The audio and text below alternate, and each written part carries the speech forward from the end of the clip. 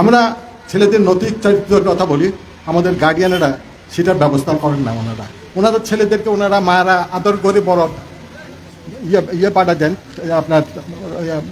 আপনার সাইট পাঠান। কিন্তু আমি বিএমপি এই সাইটটাই ব্যবহার করি, বিএমপির সংসদ সদস্য হয়ে সারা পৃথিবীর সাথে আমার যোগাযোগ চলে। এখানে কিন্তু গেম খেলার অথবা অন্য কিছু করার কোনো সুযোগ নেই। কেন?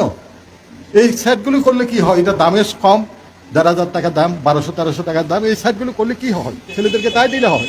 এই জন্য গার্ডিয়ানরা দেয় সাইটগুলো, তাদের গার্ডিয়ানদের সচেতন গার্ডিয়ান হয় না। আমি আমার গার্ডিয়ান যদি হতাম, আমি সাইট ভেঙে ফেলে দিতাম এবং তাকে এই সাইট ধরা দিতাম। কারণ এগুলো তো পরিবর্তন আনতে হলে আপনারা আনতে হবে। এই পরিবর্তন এভাবে ছাড়া হবে না, একটা বিপ্লব লাগবে। প্রত্যেকটা সমাজের একটা বিপ্লব লাগে। ইসলামিক বিপ্লব হয়, ওটার বিপ্লব হয়, সেটার বিপ্লব হয়, কমিউনিস্ট বিপ্লব হয়।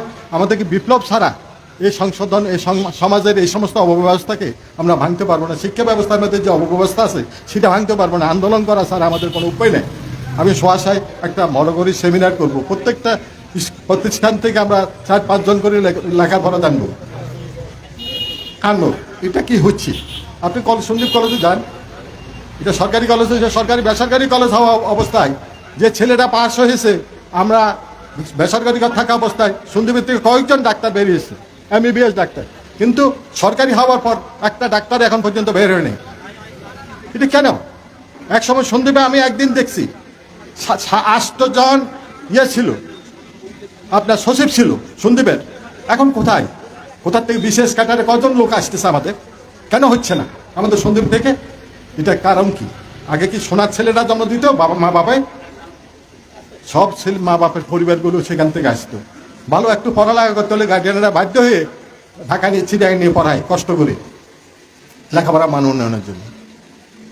এটা তাই হচ্ছে। আপনি দেখেন যে হালি শহরে অনেক পরিবার চলে গেছে ছেলে পেলেদের পড়ানোর জন্য। কেন? আমরা কেন ধরে দেখতে পাচ্ছি না? লেখাপড়ার মান নাই এখানে।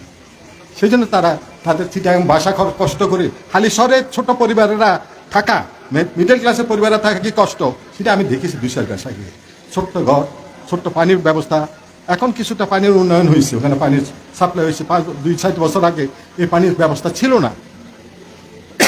তারা খুব কষ্ট করত, খাবার পানির ব্যবস্থা ছিল না, তারা খুব কষ্ট করত। তো এগুলো আমাদেরকে দেখতে হবে।